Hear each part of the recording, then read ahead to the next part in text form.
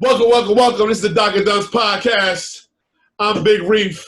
We back for another episode 9, I believe. No, pardon me, episode 8. I apologize. I'm messing up on my own episode. My right-hand man, my partner in crime. Introduce yourself, good brother. What's up, people? It's your boy, Rah. I'm going to need you to get our episodes right, all right? Episode 8. Let's not jump the gun. We're going to get to 9. We're going to get to 9. If we ever have an episode or what they call those, like bloopers, then we can go through all of them, and then that way we can just combine. We'll probably have like a 2-hour blooper reel, you know what I'm saying, for all the stuff that we've done. And that our producer doesn't edit because she likes to be funny, you know what I'm saying, making us, mostly me, making me look bad with the bloopers between the sound bites and all like that. But what's going on, good brother? This is the second to last week in August. You know what I'm saying? It's people starting to get that fever where it's back to school. Yeah, man, I'm starting to feel like summer is like about to be over because, you know, I hate summer, but the weather is changing. The heat wave is going. I can get back outside, start running again. Well, I actually ran once this week, so I'm not going to hit my 10 miles like I wanted to because tomorrow's Friday, and I know I'm not running in the morning because I'm back in full swing with work, so, but you know. Well, listen, you know, and you hit it on the head. The weather started to change. I went out today, and I felt like a cool breeze.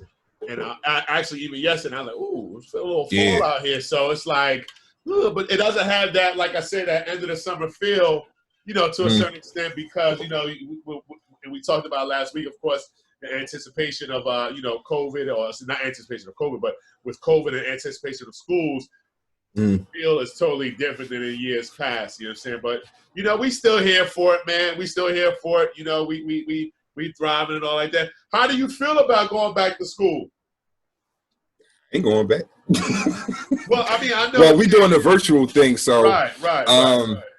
You know, honestly, I'm in the middle because part of me is like I'm tired of sitting in the house. Part of me is like the kids do need to stay home.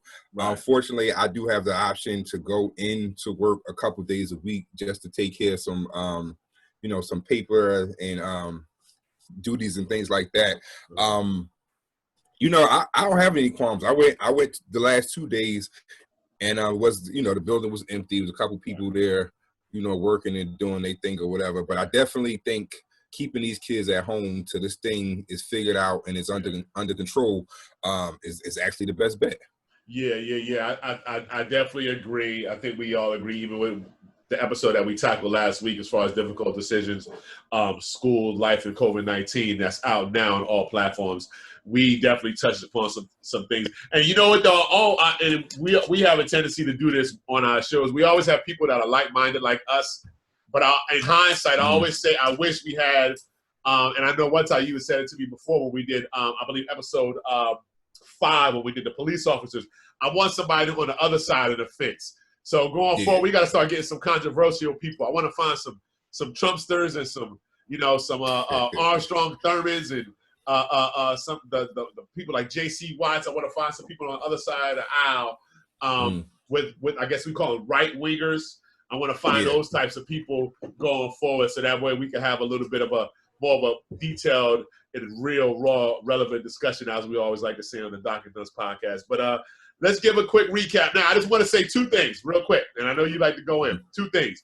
And we forgot to do it last week. Of course, rest in peace to George Floyd. Rest in peace to young mentee. And I don't mean to make light of this, but rest in peace to Ned DeWino, the brother that played Ned DeWino and Uncle Winston. No, what was his name? Uncle Winston on Sanford and Son. Sanford and Son. Yeah, he passed away last week. He was 91 years old. I love that episode from Good Times when Ned DeWino was in there. He was like comatose and he was smiling. And then his wife, she said, yeah, I know Ned. They was like, how you know that? That's been my husband for 8 years. And he snapped out of it. It was like, I don't want to go. And she was like, come on, Dad. My mama still living with me. The house is still the same. So I love that episode. So rest in peace to the But you go ahead. Go ahead. No, finish your thought. No, I was gonna say rest in peace to the brother. You know what I'm saying? That made you know, black television memorable to probably a lot of us during that era. Yeah, and Good Times is one of my favorite shows. And a funny episode before the actor actually came on the show, the character was created, and JJ had painted a picture of Ned DeWino as Black Jesus, and they had all the good luck I think it was probably like the 4th episode or something like that of the first season. But they had all this good luck on this particular day, and it was blaming on Black Jesus. Black That Jesus, episode was hilarious, man. I remember because he put because I think James got like a raise or he had some extra money, and they put it on the wall, and he was like, "Hey, we be getting all this." And Florida, Florida, she was like, "That's blasphemous, the Lord." And Florida, and honestly, Florida remind me whenever I think of my Nana at a young age, I always think of Florida Evans, also known as the actress Esther Roll, because my Nana was a very God-fearing woman. The Lord stayed in their house. They lived in the projects in New Jersey, Hayes Homes. So whenever I thought of Florida or think of Florida Evans, sometimes I picture her. I think of my Nana, rest in peace. But I do remember that episode of the Black Jesus episode. So I definitely remember that. The other thing I got, I'm gonna keep it real quick because the game is on. So if you see me panning down, I'm looking at the Blazers and the Lakers. The NBA playoffs is rocking.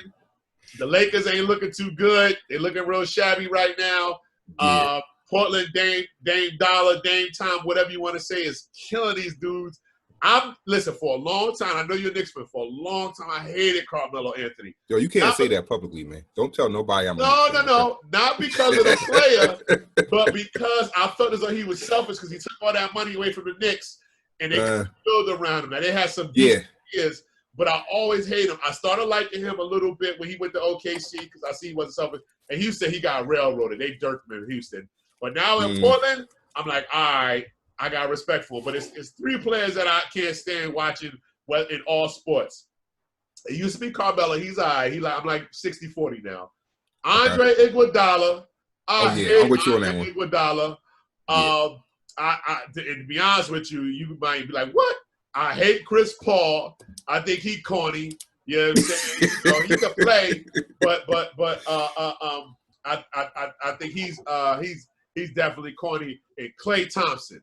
I hate Klay Thompson. Klay is my man. I don't like Golden State, but I mess with Klay, man. He can play, but he be trying to. I've seen it a few times. He trying to act like he's tough. I'm like, man, you ain't tough. Go ahead, man. But you know what I'm saying? Klay is all right for team light skin. You know, I ain't down with the light skin, but you know, Klay is all right for team light skin. I messes with him. I kind of for a while I thought you had to be light skinned to get on the Golden State Warriors because you know they had that whole thing going on for a minute. Well, you know tonight they just got the number 2 draft pick. By the time this comes out, it'll be they'll probably make a team light skin again if they pick LaMelo Ball, LeVar Ball's son, and Lonzo Ball little brother. So they might be rocking. And we'll honestly, see. Yeah, exactly. We'll see because they wasn't that bad. Knicks ain't getting nothing, that's for sure. So I don't even care no more. The Knicks, it's like what they call that, an implosion from the ground up or explosion, whatever you want to call it, from the ownership all the way up, man. Like this, I think they said the Knicks are worth what, $3 billion, and I'm not saying it's easy money, maybe even 4. Right. You could get a group. You could get maybe Hove. You could maybe get Nas, maybe Steve Stout, Puff. If you want to go that route, maybe Oprah could buy into it. You could get somebody to buy the Knicks and make the Knicks relevant again with the proper leadership. Look what the Clippers did. Ballmer bought the Clippers.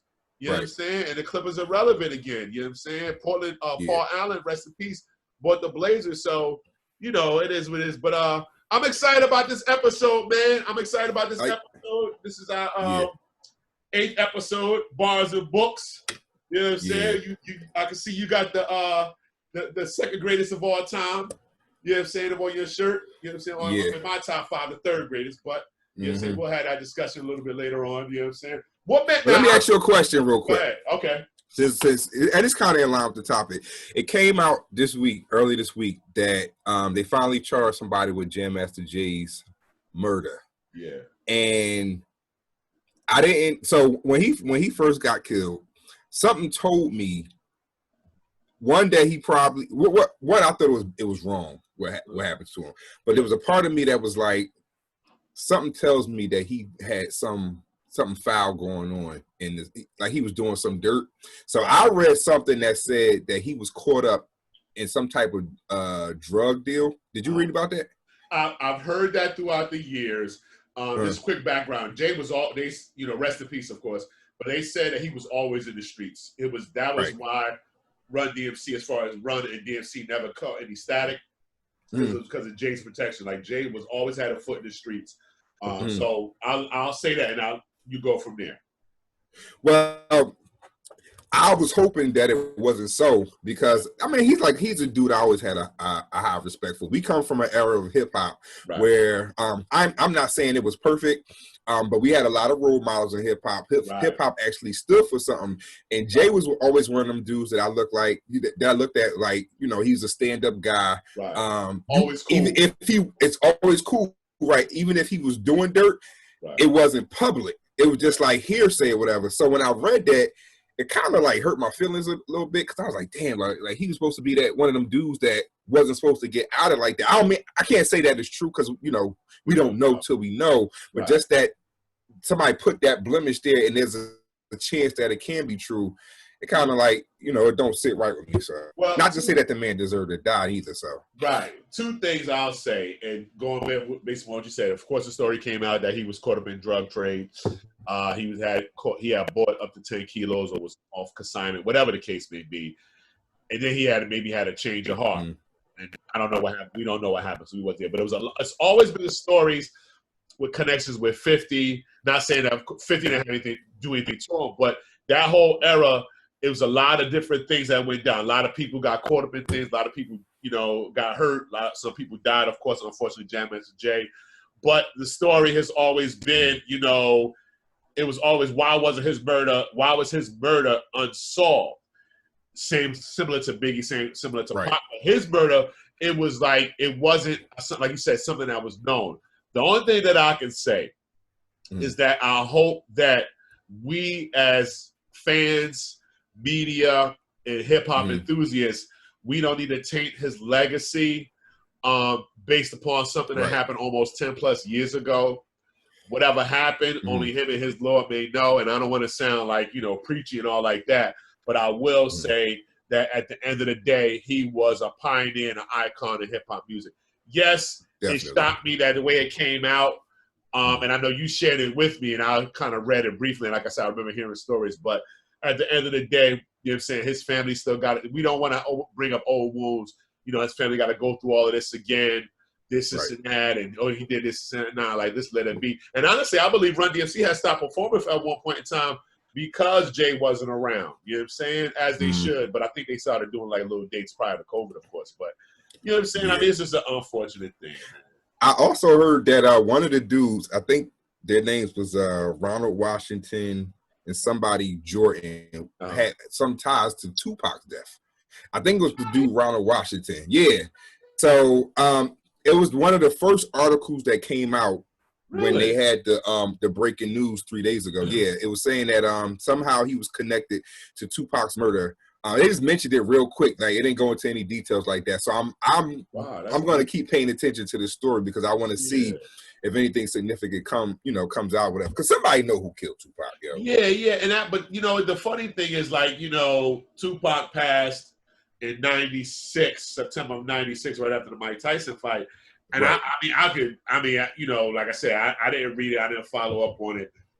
But the fact that there could possibly be some connection, you know, East Coast, West Coast, that type of thing. But like I said, you know, that whole world, when you dipping and dabbing in that world, you know what I'm saying, 6 degrees of separation. It's like they say, you know, we always say in life, it's a small world. You know somebody, I know somebody, you know what I'm saying, or whatever the case may be, have a mutual type of thing. But hopefully, like I said, at the end of the day, it'll come out, he'll get some, his family will receive justice for his murder, but I hope they don't put any injustice or, you know, smear his name. You know what I'm saying? So you know, it's like that, or whatever the case may be. But you know what I'm saying? Like I said, you know, we talking about on today's episode, we talk about bars and books, and we're gonna be talking about, you know, different types of things.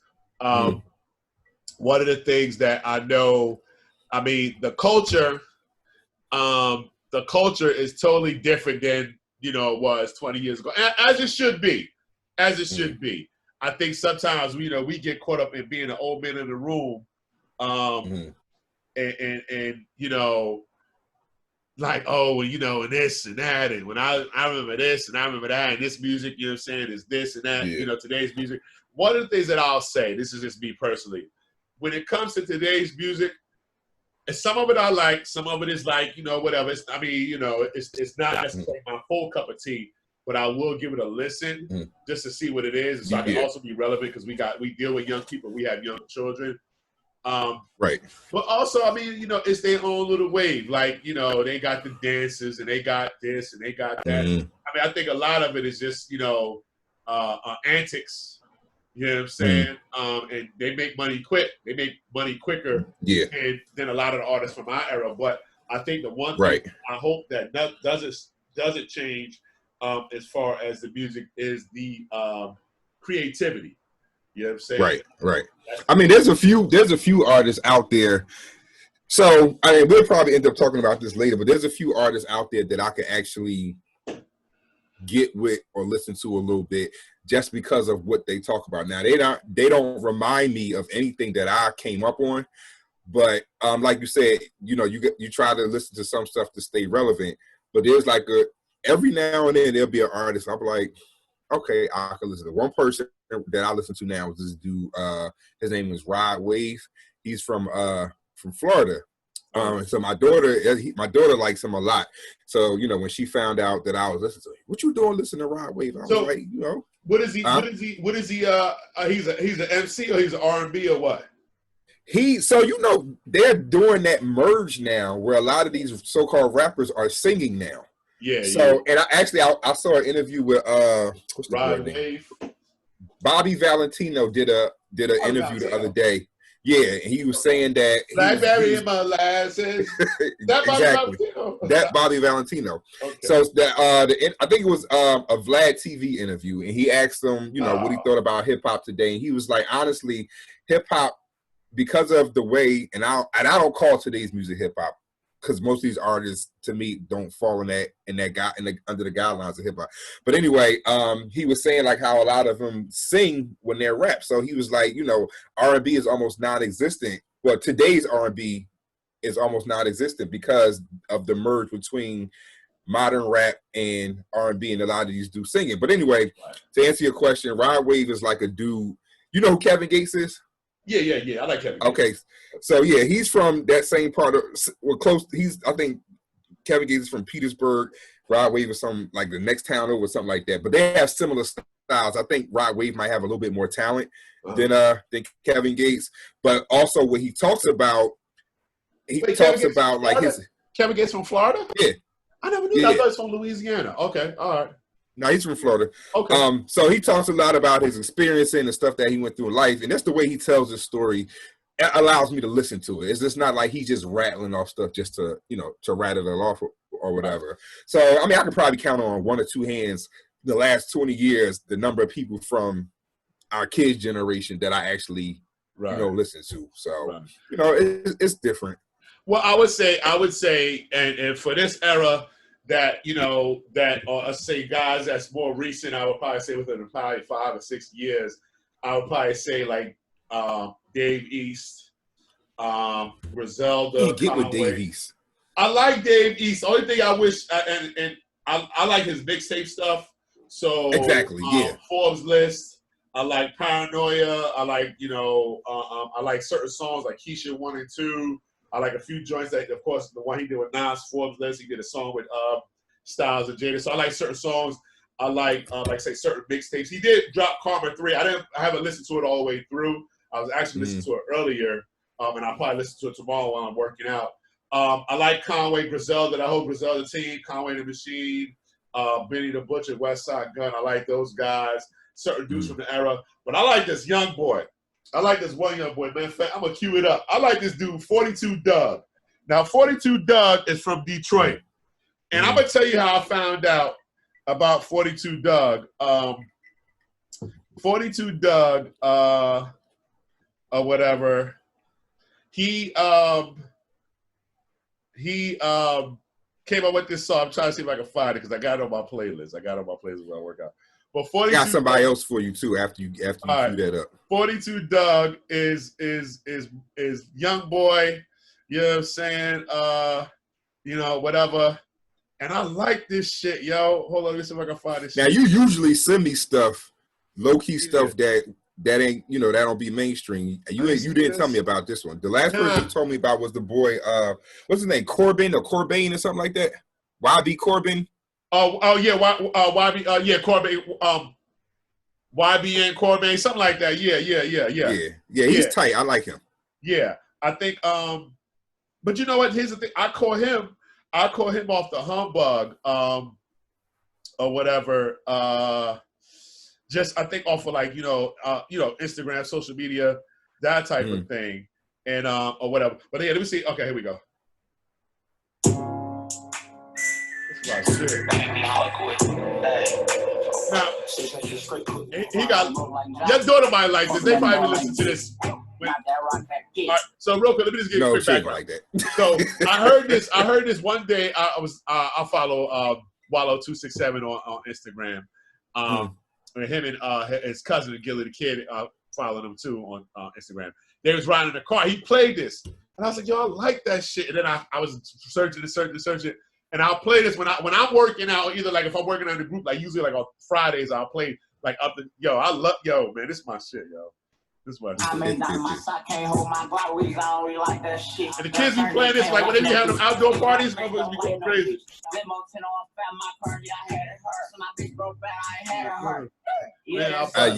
I'm disappointed that you like this. I don't know what the hell he's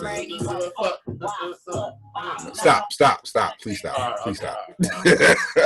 I don't know what he's saying, and I don't know what you saying. I don't know what he's saying either. But yo, the beat, listen, I'm gonna say this. When you go back, once we kind of get some clarity on this whole COVID thing. When you go back to class, right? You go back to when you go back to school and go back to class, play this for your students and watch they jump out their seats. They were like, "Oh, Turk, you know this?" They gonna be going crazy, yo. I'm telling you, yo, that's my shit, man. That's my shit. But yeah, it's so the person I wanted to ask you about. Do you know who Logic is? I know Logic. He did a song. I think what's they call it? A dedication to Wu-Tang. I think he did a song. Yes, Wu-Tang Forever, which is probably my favorite track by him. That was on the Young Sinatra 4 album, and he actually just retired. You know how MCs they be like, "I'm a retired," and they come back out. Yeah. He just dropped the album No Pressure, which is a good album. But that Young Sinatra 4, that whole album is ridiculous. And that Wu-Tang Forever, the beat he had Ghostface was on there. I think Method Man was on there, and somebody else was on there. That joint is banging. I think I may even have that on one of my playlists, or whatever the case may be. And the funny thing, I think, like I said, my playlist is all really like 90s stuff and things of that nature, or whatever. But I caught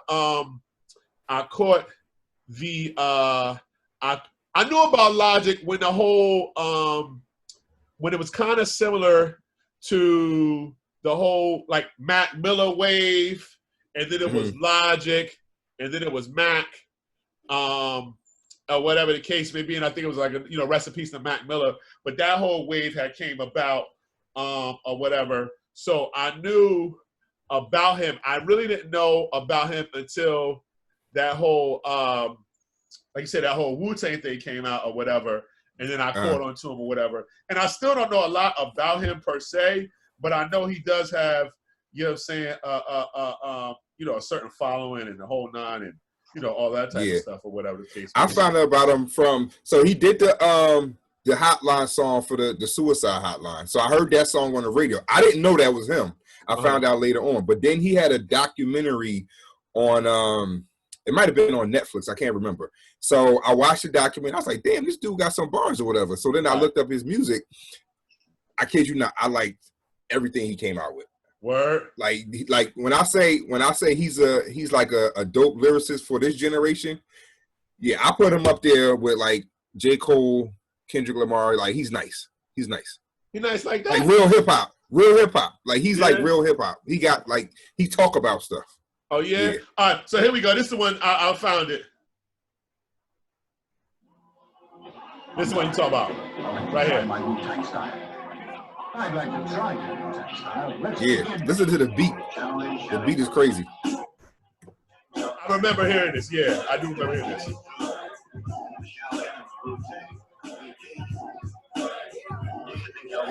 I love listening to this joint in the gym. Who rhyme better? We too clever. The boom bap's back harder than ever. R.I.P.O.D. coming through like Killer B. Ever since I heard it at 36 and 9. All right, man, you about to get me on focus. I said you about to get me on focus, man. I'm like about to start zoning out. Well, I mean, this is what we call bars and books. You know what I'm saying? I mean, we get to the bars before we get to the books, but you know, we have our first guest. You know what I'm saying? I've had the luxury of knowing this young man since almost 1994. I could definitely consider him a near and dear friend, but before we get into that, I consider him a definitely near and dear friend. One of the first dudes I met at William Patterson College back then, before it became university. I remember, I think it was, and I don't know how your dorms were, but our dorm, we lived on the first floor, and I had to walk by his room. I think it might have been like a Thursday night. And I don't know if y'all did it when you was at Lincoln, of course, the first black HBCU. Oh, I got to talk to you about that, too. I got into an argument about that the other day. But I was walking by my man's room, and they was listening to this, I think it was R.A. the Rugged Man, every record label. He might not even remember this. But I was walking by, or he was playing something. I said, yo, can I get a tape of that? He was like, yeah. But they used to call him, or he had on his door something Lord said. I think his roommate was Rocco or something. I forget, remember. I walked by his door, like, yo, let me get a tape or whatever. There was a bunch of dudes in there. We talked or whatever. And then every week he would give me music. Like he would tape something for me. I was like asking for a favor. Hence I got the word Freddie Favors from him, right? So that's a whole other thing. But I say that to say, good dude. Like I said, we transitioned from college into education. I think a lot of my friends, I was like one of the first people to get in education, but he started working with younger people than what we worked with, and he just fell in love with it. So recently he just wrote a children's book called Max, the Magnificent Magnet. I hope I'm saying that correctly. He established his own publishing company. You know what I'm saying? I know for years, I can't say I put the battery in his back, but I definitely, kind of made sure I supported him because that was my man, just like people supported me with my ideas. So, you know what I'm saying? I'm glad we got my man on there. I want to formally introduce him by his government name. You know what I'm saying? You know what I'm saying? Because I want people to be like, I want his mom to listen to it. And she's like, you let them call you Cess. Your name is Daniel. You know what I'm saying? Introducing my man, Daniel Olcsvary. What's going on? What's going on, man? It's welcome to the Dr. Dunce podcast, good brother. What's going on? Thank you, fellas. I appreciate being on, man. Little E's been talking to me behind the scenes. She's a super producer, so I want to give her a shout out too. No doubt. Don't gas her up too much, yo. Don't gas her up too much. You know what I'm saying? But yeah, E definitely is on the job. You know what I'm saying, or whatever the case may be. So, but what's going on, man? How you enjoying your summer so far? You finally tenured, right? Yeah, tenured. So I'm legit now, man. And summer's going good, relaxing. Can't do too much because of the whole corona, but relaxing, enjoying the fresh air when I can. So how about you guys? COVID-19 got everything on wraps. You know what I'm saying? I mean, I know people. I think everybody's probably been to the beach. That's like the getaway. Exactly. The getaway for most people. I mean, I know the young people, they still out there partying like it's 1999, but us old folks, we stay in the house. You know what I'm saying? And let them have all of that. Yeah, exactly. Yeah, gotta definitely stay safe in that regard. One of the things that and I'm gonna let Rah do what he do. But one of the things I want to say, and I said it to you, I said it in the intro, and I really mean this. I want to say this from jump. I really give you props, man. On as I mentioned, you're an educator. Do you mind if we say where you teach at? Yeah, you can. No, you can. All right, so you're an educator in Patterson Public Schools. Not too far from where we went to school, not too far from where I started my career. But I've seen you transition from being, that goofy person. Ron, let me tell you this real quick. I call him Cess. You know, so we all call him Cess. This dude is a pain in the ass, yo. Like, he will walk up to you and start like, we got a story for days. I don't think he and I ever really got into an argument. I think maybe like a few times I probably pissed him off because I asked him for a favor, or I was like, yo, can you take me here? Or, you know, can I borrow this? You know what I'm saying? But that's what I did to all my friends. You know what I'm saying? I can see that. I can see that. Yeah. So y'all know me. Y'all know how I do. But, you know, some 20 years later, I can definitely see I've seen him transition from the silly dude, you know what I'm saying, we used to know back in North and South Tower and Heritage and Pioneer Hall to the man that he is today. He's an excellent father. I mean, listen, I thought I was bad when my daughter was first born. He posts his daughter every day. You know I mean, literally every day he posts a picture of his daughter, you know what I'm saying, which is a good thing. And that's a beautiful thing, the relationship that they have. But I could definitely say, you know what I'm saying, out of a lot of our friends, you know what I'm saying, he's transitioned and it has been, you know, consistent and, of course, been successful. So, you know what I'm saying, I just want to, you know what I'm saying, give that shout out, you know what I'm saying, to my man in that regard. So, enough with the mushy stuff, but I just wanted to say that. You know what I'm saying? Yeah, it's definitely appreciated, Reef. You know, and I consider you an inspiration, man, because you did it all before me. So I definitely learned a lot from you. You know what I'm saying? I got to give it up to you too. Yeah. Well, just cut the check. Once we get that Amazon money from Bezos, cut the check. You know what I'm saying? Yeah. Cut the check. So listen, Seth, I'm gonna let Rod go, but we talking about bars and books. Hip hop and education, you know, that's our episode topic for tonight. Like I said, you wrote a book and we'll get into that. But I mean, talk to us. Go ahead, Rod. Talk to the brother. Let's do what we do. Yeah, so we first of all, welcome to the show again. Appreciate you coming on. We're gonna get into your book in a second because Reef did tell me about the book a couple of days ago, and I went and looked it up. But I'll get into that in a little bit. Tell the listeners a little bit about yourself. I know you're in education, but let's get a little bit more of your background. Well, you know, like you said, I've been a teacher going on 18 years. I also work as a behavioral assistant. So I work with like kids from like 5 to 18 that have different behavioral problems, whether it's like behavioral challenges, I should say, like autism, bipolar, ADHD, all types of that. Also, I mean, you know, if you got to check the bio, and as Reef was saying, I am a hip hop fan, man. I'm raised on hip hop. That song you guys were playing when I just came on, it was hot, man. Was that Remedy? Who was that? That was Logic. Logic. Oh, okay. Oh, yeah. Is that the Wu-Tang Forever? Yeah.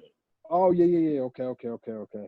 But you know, grew up on hip hop. I was an MC basically until maybe like 5-10 years ago. Hung up the mic. I mean, I still freestyle every once in a while for fun, but you know, not. I was really about to ask you that. Yeah, wait. Hey, Rod, can I say something? I don't want to cut you off. I'm gonna come right back to you. He's being very modest now. I know. I can see it. Yeah, two things. He had a group. He started off as Worldwide. He was Lord Sess. Him and Vex. Shout out to Vex. And then they became. Wait! Don't tell me. They became. It was Worldwide, and then became something else. But then he became John Brown and Abolitionist. I think that was some of the dopest because people don't know who John Brown was. You know what I'm saying? And he used to do shows and all like that. We used to go and see his shows and the whole nine, whatever. Him and Mike, I remember, or whatever. So, but recently for my daughter's cotillion, he wrote me a rhyme. He wrote me a verse, and I did it or whatever for her cotillion or whatever. So once that comes out, I'll drop that. But he still has the talent. I tell him, I know we feel as though we old, but if he was to really get back out there from an educational standpoint, he could really, really make a power move as far as not necessarily being the next this and that, but he could definitely, you know what I'm saying, do some things. But go ahead. I just want to say what's that. Up. So I was gonna say, because since you said, you know, he said you could spit a freestyle, used to freestyle. I was gonna say, so if I put you on the spot in about 20 minutes. Oh yeah, you know, I'm game for that. But okay. Yeah, definitely, man. But yeah, like I just definitely represented the culture from a young age, and you know, it goes hand in hand with the books, man. Like actually, my second book is I have ideas for a second book, and it's definitely gonna have a hip hop background to it. So, and it's gonna be a kid's book too. So I definitely, and I don't know if you've got a chance to see the publishing logo is graffiti. You know, my boy hooked it up with a nice graffiti type logo. So, you know, I try to keep my love for the culture with everything I do, you know. Bad. Man, you got somebody here that can hook us up with a logo. Come on, man, what you doing, man? What talking about me? I'm talking to you. Listen. You know what? All right, I dropped the ball. I'll take that on the chin. I'll take that on the chin.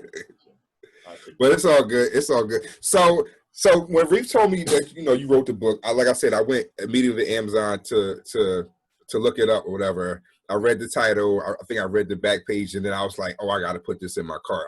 I'm definitely getting this." Because from what I read, I was like, the book definitely seems like it has a message.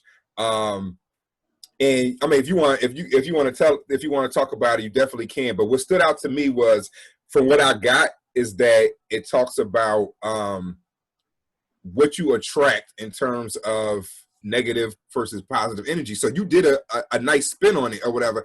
And I have a background, like most of my teaching experience has been with kids with emotional and behavior, disabilities like that. And I think, from what I saw so far with the book, I think it would be a good tool to use with younger kids in learning about, appropriate expression and gravitating towards certain things. But I ain't gonna speak for you. I'm gonna let you go ahead. Tell us about the book.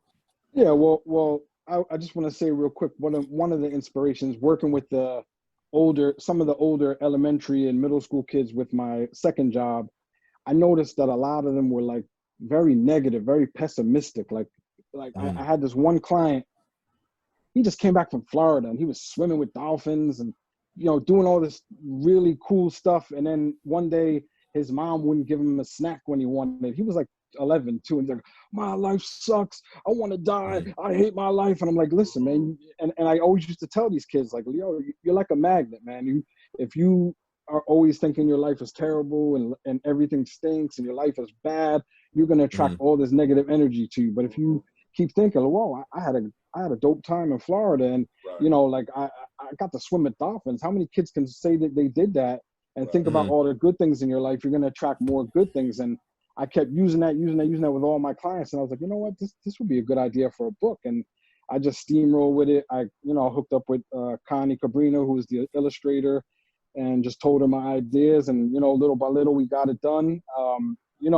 I had all of it done, and as Reef was saying, putting the battery in my back, because we spoke about it a lot. I had it done, and then when COVID hit, I was like, you know what, I got to format this, get it done, get it out there. And that a lot of people were saying, if you don't leave this quarantine with the skill or getting something done, so I was like, I got to get this book out there. And so far, I mean, I'm very humbled by the results, man. I'm getting like love from like adults who are saying like, this book is hitting me. Like I got a female from Brooklyn that I know. She bought the book, she was going to give it to like her niece. She has a 14-year-old daughter, and she said, I'm keeping this for my daughter. I'm going to get another copy because she can use this. So it's like, it's really amazing to see the effect it's having so far. Like I knew it was good and I knew it was important, but the way the reviews I'm getting so far, I'm like, I'm really, really humbled. Hey, Seth, this is a quick question before you go again, Doc. Do you think that you said you used the young man as far as him swimming with dolphins and he came back, I guess, home from Florida? Do you think his environment played a role in how he viewed certain things? And is that something that you would touch upon as far as any future publications or things that you may do, as far as like how the environment plays certain roles? I mean, his environment did have an effect on it, because he kind of had a turbulent his mom and dad were divorced and they didn't get along, so I know that that definitely played a part in it. So like that's why I try to let them know, like, we can work, don't ignore the negative, but deal with it, you know what I'm saying? Reframe it and try to build on the positive, where you can, you're going to be able to withstand whatever stresses or negative things are going on around you. Because I'm not, like I said with these kids, life's not perfect. We're all going to face challenges. You know what I'm saying? Right. Even as adults, like I know, like I have a couple days here and there where I'm mad and this getting angry, and then I notice, like, the more I'm doing it, I'm like, losing money, or so I just attract negative energy. I'm hitting these red lights, or I get pulled over. You know what I'm saying? So something might happen, and I'm like, you know what? I'm causing this. I'm bringing this energy to me. So that's what, like I said, I'm trying to teach the kids that no matter what they got going on, you could, as long as you try to keep a positive mind state, you're going to attract that positive energy to you, and it's only going to help you as the days go by. So Okay. Yeah, yeah. Now, do you work in a urban population? Yeah, so well, I teach where I teach is urban in Patterson. With the Okay. other job, Yeah. it could be I've worked in Patterson, I've worked in Newark, but I also work with suburban. Like I work all throughout Passaic and Essex County, basically. Okay. So Now, it's a mix. okay. Now, when you got into teaching, did you seek out working in the urban population, or did you just kind of fall into that? I think I did look for it. I looked for it because I felt like it was going to be a rewarded. I felt it was going to be more rewarding. You know what I'm saying? Yeah. And I enjoy it. And like Reef was saying, I work with I don't know what grade. What you said you work with elementary or high school kids, Rah? Or what? I mean, I work with high school now. I've Okay. worked with the whole gamut, but I'm back in high school. Okay, so I'm actually a preschool teacher. I work with 3 and 4 year olds. So that goes back to Oh. me.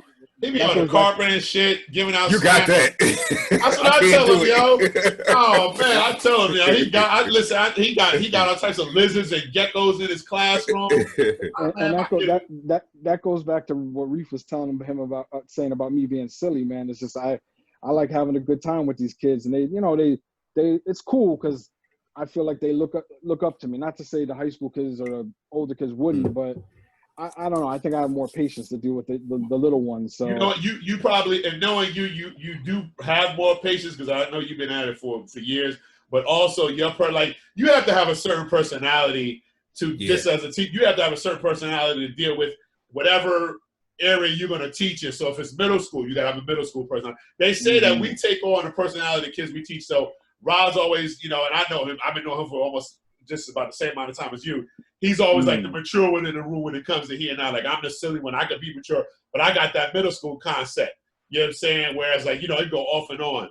He's the high school concept. He's always thinking like a step further.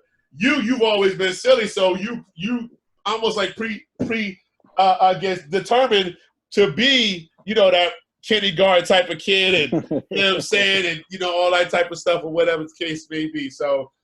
That's a good thing. But one thing I do want to say, and you made a point as far as teaching urban education.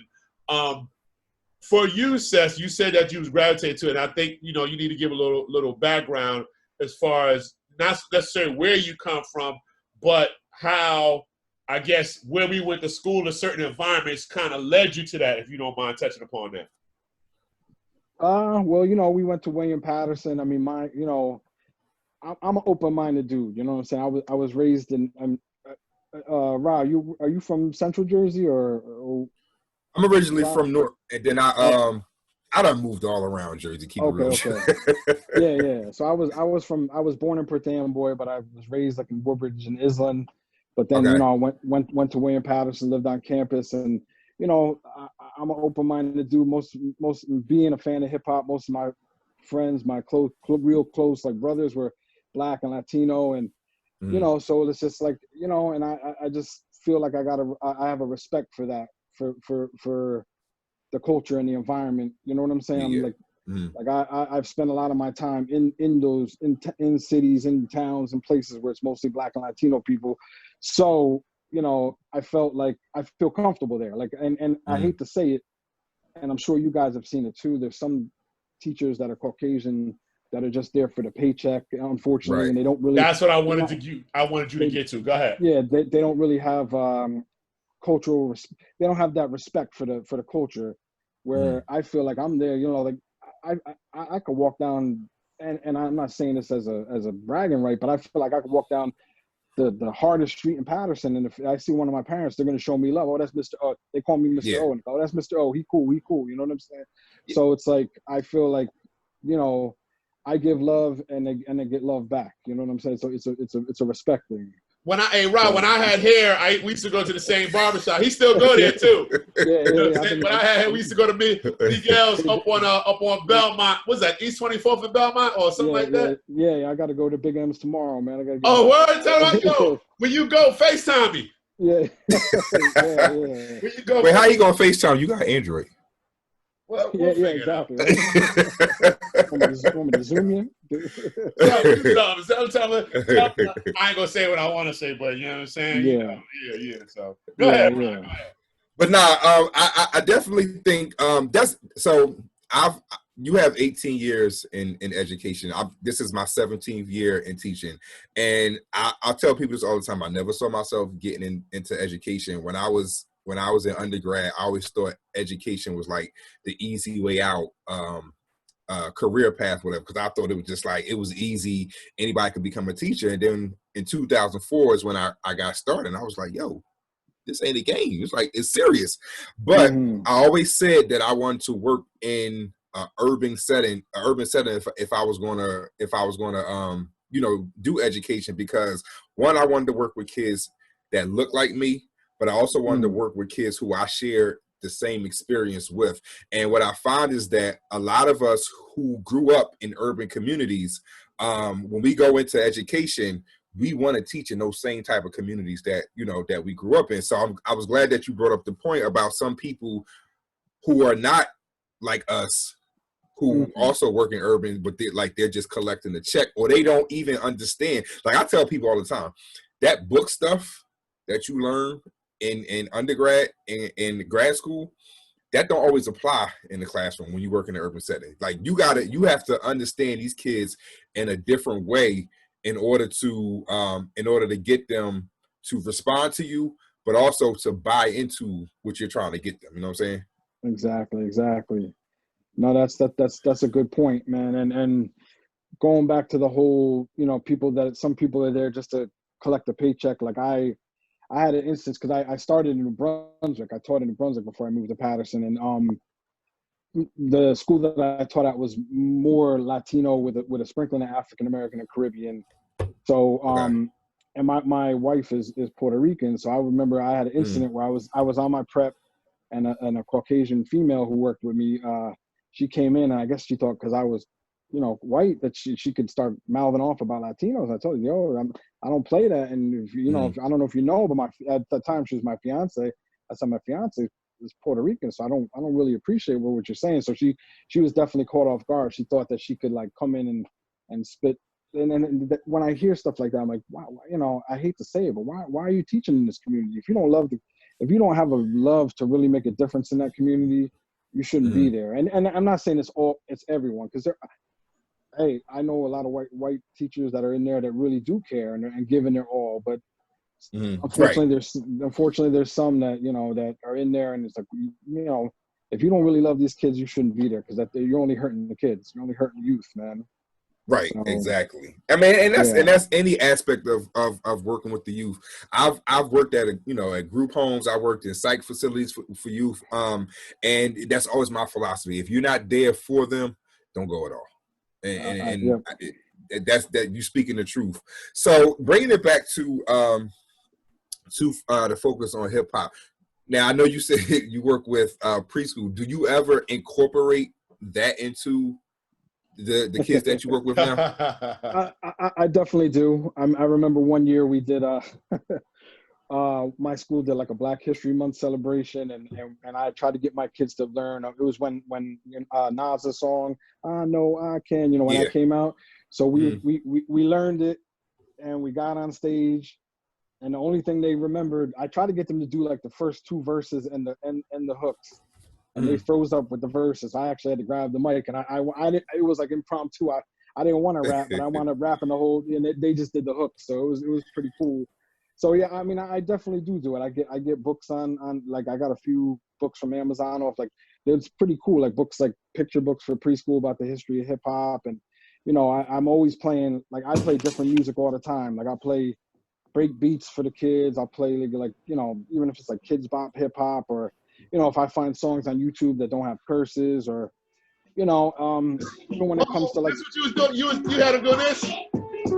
Yeah. Yeah, group your ass up here doing that with a bunch of preschoolers. Good stuff. Good stuff. Go ahead. I'll apologize. So wait, are you now that we in the midst of this pandemic, are you still working in the actual classroom, or like are you doing the Zoom thing?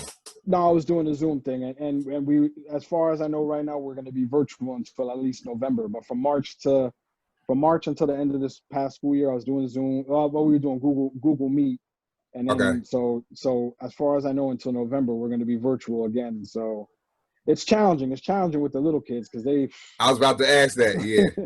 Well, the thing that was good this year is I had a rapport with them because I was with them until March. I'm Mm-hmm. getting a whole new group, so I'm wondering how these kids are going to react. Because the thing is, in September, you know, I'm not saying I'm 7 foot, but I'm 5'11" and I weigh like 250, and you know, so they see me. The little 3 or 4 year olds, sometimes they're shook with me at first. They got to warm up to me, so I'm like, how are they going to look at me with on the camera? on the camera? Yeah. I don't know if you saw I don't know if you saw these Instagram. I think they're like little TikToks where the parents are scaring their kids with them. Yeah. Like a nest egg, like, come look at your teacher. And like, that's what I think it's going to be like, come look at your teacher. Oh, and they're going to run away. That's what's going to happen, man. So it's going to be challenging, but I'm looking forward to it. You know, you gotta, you know, adjust and adapt. So right. And one of the reasons why I asked that question, because my son is 4 years old. He'll be 5 in November, and because of where his birthday falls, he can't go into kindergarten this year, so he's going into preschool. But he hates Zoom. Like, so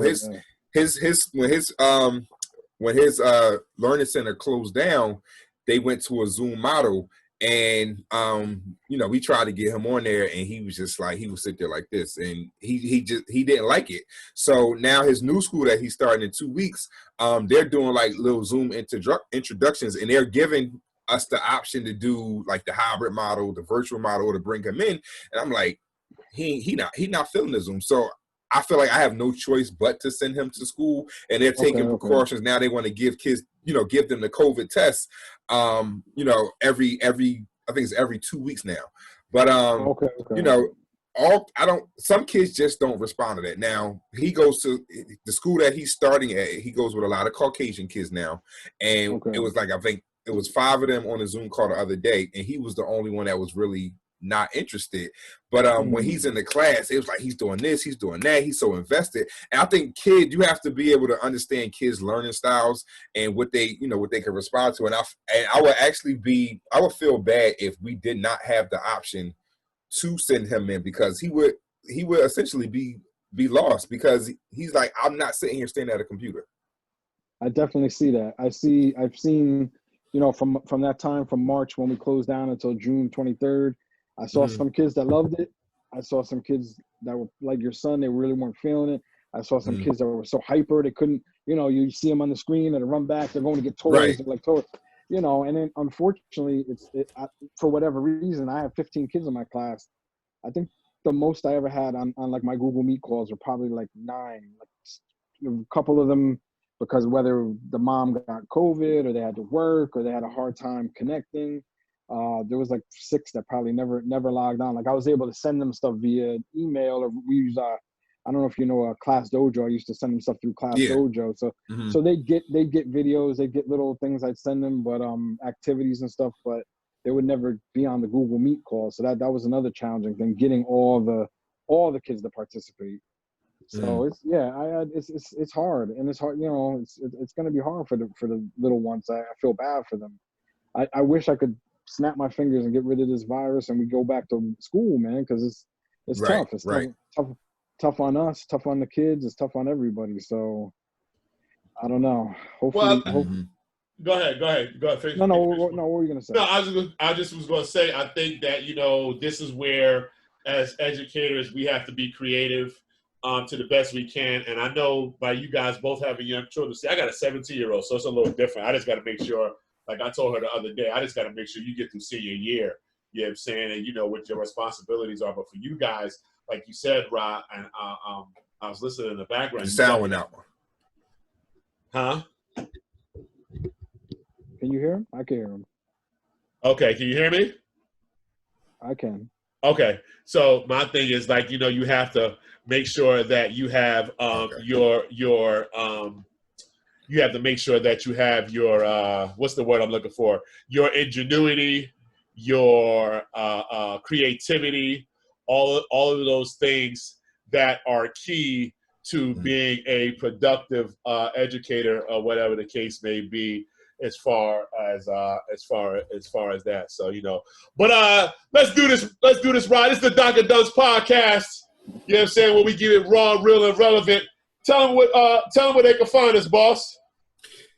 You can find us on iHeartRadio, Anchor, Spotify, Apple Podcasts, and YouTube, and follow us on Facebook, Instagram, and Twitter. Please drop us a message. Let us know what you think. Give us some feedback. It'll be greatly appreciated. Oh, do that again. Yeah, do that again. Now. I've been working. Subscribe. All right, we always have a little technical difficulty with that. Listen, that's usually the first one. By the second one, I'll get it right. But now, listen, we've been talking to Lord Sess, aka Mr. O, aka Daniel. Hey, you got a bunch of we want to welcome to the late man of the show. You know what I'm saying? Well, Rod, you know what? Hold on. I'm gonna let you introduce the good brother, because I don't want to mess up his name. I done messed up too much on my sound. Go ahead. All right, so yeah, our next guest, he did have some technical difficulties, but he is here with us now live. He is an MC, an artist, and also an educator and youth activist. Some of you may know him, some of you may not, but I'm gonna let him do his own bio, but I will do the introductions. Mr. Gabriel Asheru Benn, welcome to the Doc and Dut, sir. Yeah, you know what I'm saying? We gonna. Oh, unmute him. There you go. What's going on? Oh, let this play all the way through. This is one of my favorite shows. I gotta let this play all the way through. I like when Raleigh do the kick at the end. You know what I mean? Oh, Huey, my fault, not Raleigh, Huey. Yeah. All right. Welcome, good brother. Welcome to the Doc and Dust podcast. Thank you for having me, man. Sorry for the technical difficulty. Sorry I'm late. It's all good. You know, black Hey, people man, always it happened late. to the best of us. It happened to the best of us. Listen, Sess is my man, but he Caucasian, so you know he gonna be on time. You know, black folks are always late, so it's okay. You 45 minutes late, as long as you showed up. It's all good. It's all good. So listen, you joined us for our Bars and Books episode, Hip Hop and Education. Introduce you to my good friend of 20, almost 30 years. You already know Rah. This is my man Daniel Olcsvary, also known as Lord Sess, aka Just Mr. O. He wrote a book called Max the Magnet. Oh, Yeah, Magnet. Yeah. No, Max the Magnificent. I apologize. No. It's Max the Magnet. Oh, Max the Magnet. See, I'm just messing up. Magnificent Journey. Come on, man. It's that Merlot. That Merlot's kicking in. But we wanted to have this episode in which we not only talked about music as far as in education, but also the influence of hip hop in education. We know that both of you guys are authors. We know both of you guys are MCs, but we also know both of you guys have had an impact on the culture, whether it be inside the classroom, inside and outside the classroom. So I give you the floor, good brother. Tell us a little bit about yourself. Gabriel Asheru Benn. I'm a 20-plus year educator from Washington, D.C. I worked in elementary, middle, high school, alternative, every section you can name of in schools. I spent about 10-plus years teaching, another 7 or 8 as an administrator, and I run an organization here in DC called Guerrilla Arts. Okay. We recruit, train, and hire local artists of all genre, all media, to work directly with schools, to work in communities, and to transfer their skills to young people as a form of informal education. And currently I'm a faculty member with an organization called ASCD, Association for Supervision of Curriculum and Development. And I train teachers around the country around just culturally responsive teaching, restorative practice. Hip hop, always permeates through all of it because I am hip hop, you know what I mean? But it's just, being in different, finding myself in different types of rooms that didn't normally welcome hip hop or hip hop education. And so it's just been a struggle I've been fighting through since '99 to get hip hop in schools, and that's when I, see, I call you Turpin, so I don't know. But that's cool. But yeah, like 2003, 2004 is when we met, and I was pushing it back then, and trying to get hip hop into our curriculum and bringing in different local artists to teach our classes. So at the school we worked at, I had a lot of autonomy. I was able to like hire people and bring people in. So like the musicians in my band, the keyboard player, the bass player, the producer,